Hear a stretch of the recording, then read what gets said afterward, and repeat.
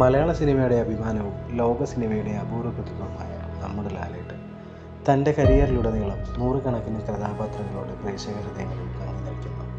എന്നാൽ ലാലേട്ടൻ്റെ ചില സിനിമകൾ ഉണ്ടായിരുന്നു, പ്രഖ്യാപിച്ചിട്ടും പല കാരണങ്ങളാൽ പാതി വഴികൾ നിർത്തപ്പെട്ടവ. ഈ വീഡിയോയിൽ അങ്ങനെയുള്ള ചില സിനിമകളെക്കുറിച്ചാണ് ഞാൻ പറയാൻ പോകുന്നത്. ധനുഷ്കോടി 1980കളുടെ അവസാനം പ്രിയദർശൻ ലാലേട്ടൻ കൂട്ടുകെട്ടിൽ പ്രഖ്യാപിച്ച ഒരു വമ്പൻ പ്രോജക്റ്റായിരുന്നു ധനുഷ്കോടി. കഥയുടെ ഒരു ചുരുക്ക വിവരണം: ശ്രീലങ്കയുടെ ഡ്രഗ് കിങ് പെന്നിനെ കുറിച്ച് അന്വേഷിക്കാനായി ഒരു അണ്ടർ കവർ പോലീസുകാരൻ ശ്രീലങ്കയിലെത്തുന്നു.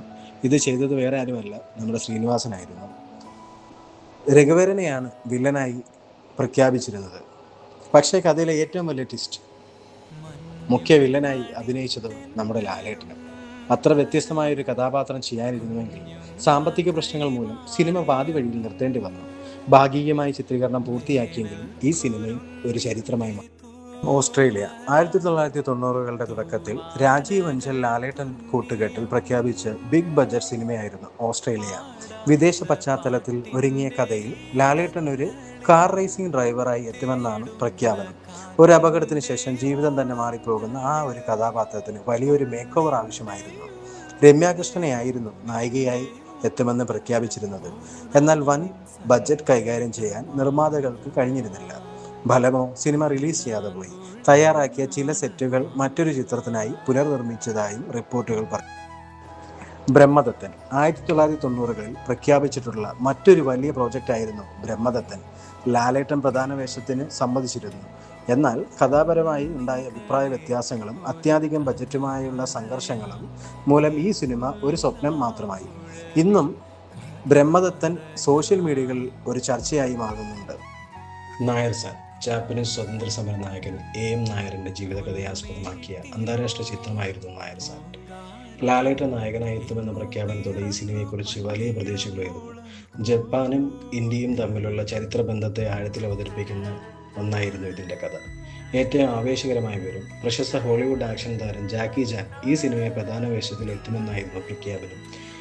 ലാലേട്ടനും ജാക്കി ചാനും ഒരുമിച്ച് പ്രത്യക്ഷപ്പെടുന്ന കാഴ്ച ആരാധകർക്കൊരു സ്വപ്നം പോലെ തോന്നി. ജപ്പാനീസ് പശ്ചാത്തലത്തിൽ ഇരുവരുടെയും വ്യക്തിത്വം ഇളക്കുന്നതായിരുന്നു ആ രംഗങ്ങൾക്ക് പ്രത്യേകത. ആഗോള ആകർഷണം ലഭിക്കുമെന്നും അവർ കരുതി.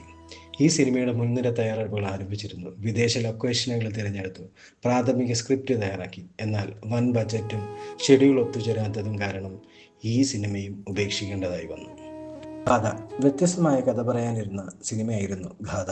സംവിധാനം ഷാജിയാൻ കരുൺ. പക്ഷേ ഷെഡ്യൂൾ പ്രശ്നങ്ങളും മറ്റു ചില സാഹചര്യങ്ങൾ കാരണം ലാലേട്ടൻ പദ്ധതിയിൽ നിന്നും പിന്മാറി. അതോടെ സിനിമയും നിലച്ചു.